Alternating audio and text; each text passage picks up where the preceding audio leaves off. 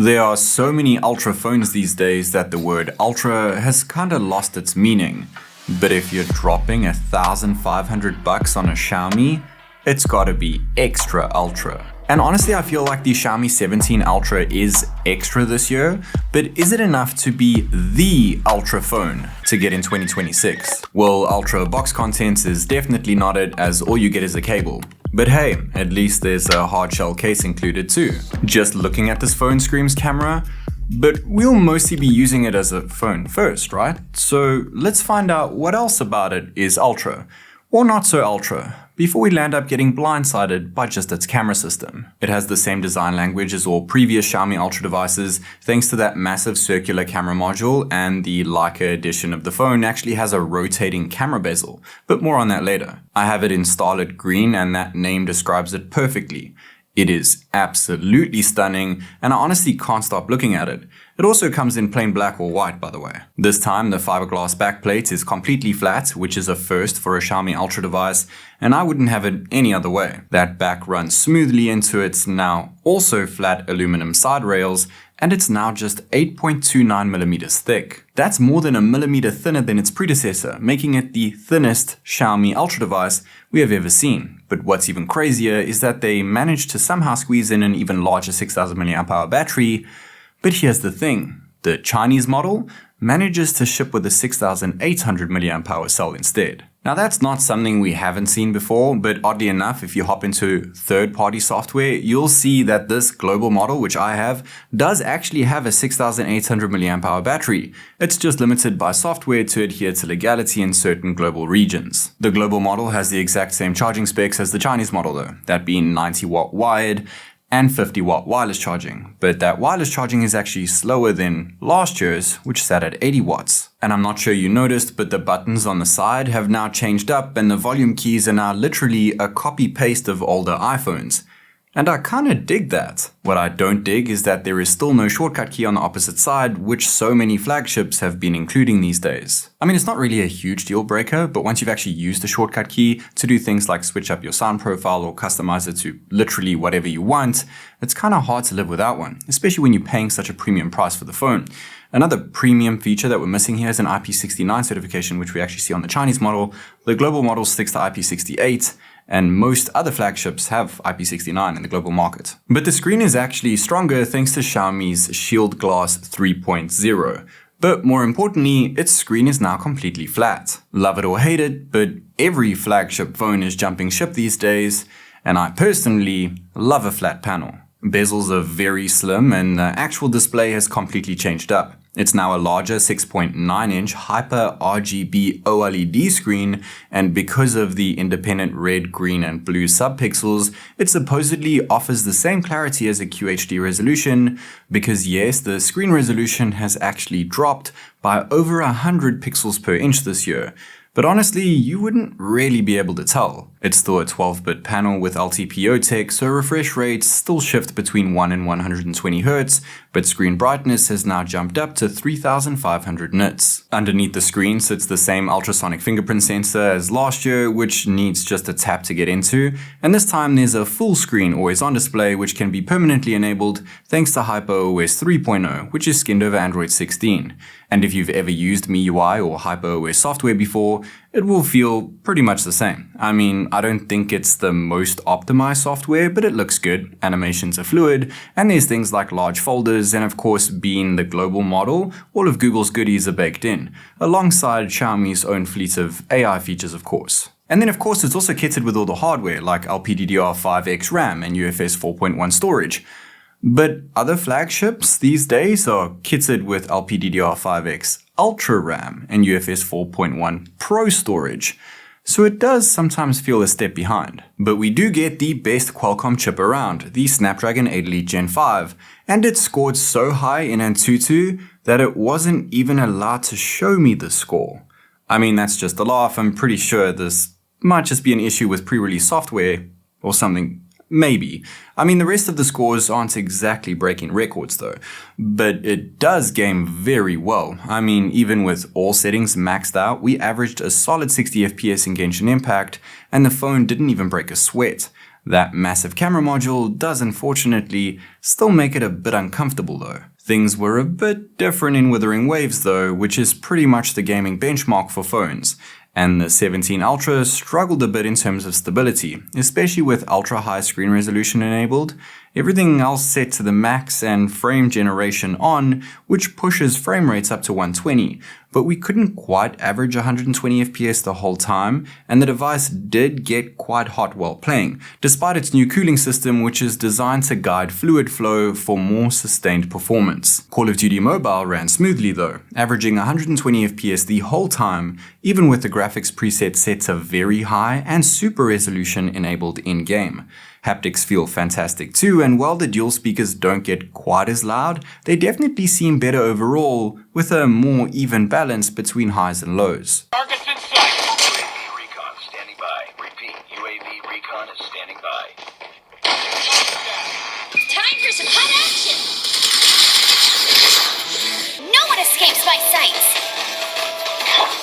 Okay, so far everything seems more like it's on a Pro flagship level than an Ultra flagship level, but what usually separates the Pros from the Ultras are the camera systems. And this phone holds absolutely nothing back on paper. That enormous camera module isn't for nothing. The only camera that's the same as last year is the 50 megapixel ultra-wide. The selfie camera now also jumps up to 50 megapixels. The main is still a 50 megapixel 1-inch camera, but it uses a newer sensor with much better dynamic range. And finally, there's a new 200 megapixel HPE periscope sensor. Instead of 2 telephotos this year, there's one that physically moves within the camera housing, offering mechanical optical zoom with multiple different focal lengths and apertures between 75 and 100 millimeters. Now there is no denying that that is extremely impressive, but let's be real here for a second. You're paying a very premium price for a moving sensor that can only shift from 3.2 times to 4.3 times optical zoom. That's not a huge focal length difference, if I'm completely honest. It's still really cool though, and if that's not impressive enough, there is also a Leica branded version of this phone. And it allows you to rotate the bezel around the camera island for things such as smooth zooming. But the actual camera hardware is the same, so you'd have to be a serious Leica fan to want to spend extra on it. I've also heard that it's kind of a gimmick as your hands kind of block it when you're busy using the ring, and it's also really easy to accidentally activate. So it's a bit gimmicky, and it's not exactly needed, just like you see with the mechanical periscope sensor, but there's no denying that it's very cool. What I didn't expect was the lack of a camera control button, but honestly, I've never really been a fan.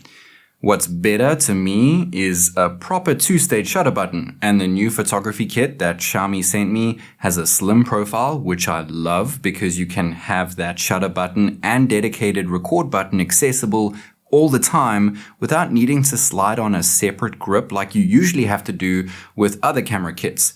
Xiaomi still offers a normal kit like that though, and it's called the Photography Kit Pro. For me, a slim case that doubles as proper camera control is genius. What's not so genius though is that it has a small battery inside of it, so it needs to be charged as it connects with Bluetooth. And in order to charge it, you need to remove the case to gain access to the magnetic charging pins. That just kind of feels like a bit of an afterthought. Alright, but enough of all that.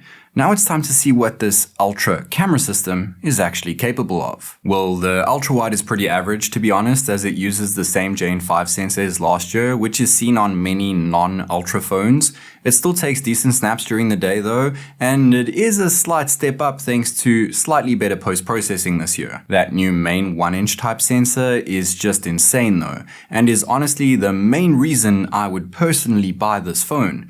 Dynamic range is on another level, overall balance is spot on, and so is white balance, color reproduction and impressive shadow depth of field thanks to its large sensor size and wide aperture. Just FYI, I have been and will be sticking to Leica Vibrant, as it's the default mode, looks the best, and Authentic sometimes mutes colors a bit too much for my liking. And then there's the periscope, and my word, does it take incredible photos. Color accuracy is on par with the main camera, and so is clarity. White balance is very impressive for a telephoto, and so is exposure. All of these pics were taken at 200 megapixels and came out perfect. And in case you didn't realize, I actually shifted between 4 different focal lengths there, all within the 75 to 100mm optical range. The periscope is great, but unfortunately you can't get quite as close to subjects as you could with last year's floating telephoto.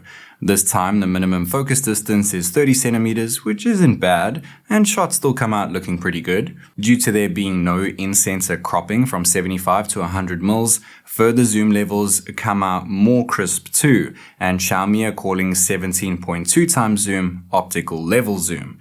I mean, I can kinda see it, but it's not quite completely lossless. 30 times zoom still looks decent, but hitting 60 and 120 times zoom levels leave a bit to be desired, especially after testing other flagships, which just seem to take better long zoom range photos. I plan to use portrait mode in this test, but honestly, you don't need it at all. I'd rather get natural hardware-driven bokeh than artificial blur any day, and that 1-inch main sensor offers just that. Along with the periscope too, of course. The selfie camera does a decent job too, aside from it looking a tad flat on the color spectrum, and selfies at night aren't exactly the best I've seen. Hardware-driven portrait shots using the rear sensors are once again top tier at night, and you just gotta love those natural background effects. But then shifting back to the ultra-wide makes you soon realize that this entire camera system is not exactly perfect. The ultra-wide has a bit too much distortion, but photos are clear enough at night and there isn't much noise grain, but light noise isn't exactly handled on an ultra level. But then flick back to that main sensor and things literally come out picture perfect. Light noise is handled extremely well and dynamic range is just insane. And honestly, I'm trying not to be too positive here, but just look at these periscope photos.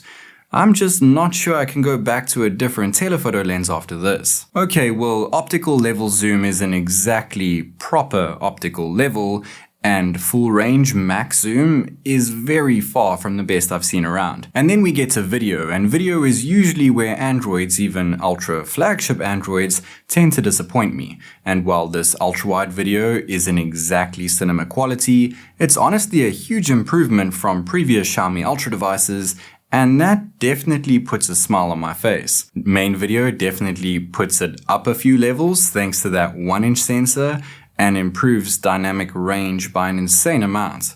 It looks fantastic and it's decently stabilized. There's also an option for 4K 120fps Dolby Vision video when using the main or periscope sensors.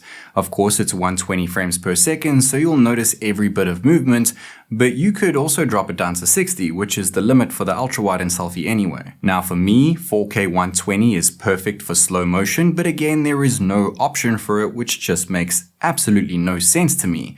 But hey, at least there's still 1920fps slow-mo, which is just mental. Of course, you can also shoot 4K 60fps video with the mechanical periscope, and because of its ability to adjust, you can zoom in and out optically between 3.2 and 4.3 times zoom without losing any detail, and while it's a tiny bit jittery, it does a fantastic job and keeps things very stable. 8K video across all sensors, including the ultra-wide? Yes please. Natural depth of field without the need for a portrait mode? Double yes please. This phone just knows what it's doing when it comes to taking photos and videos of people. But unfortunately, you have to utilize the bokeh mode when using the selfie camera since it's obviously not a 1-inch sensor. But I mean, that's alright. What kind of sucks though is that it's still limited to 1080p resolution when using bokeh mode with the selfie cam. We can increase that when we use the normal selfie video modes, but when it comes to bokeh, this is the resolution that it gets capped at, and I'm currently not using any AI microphone mode, so just keep that in mind when we flick to the next video.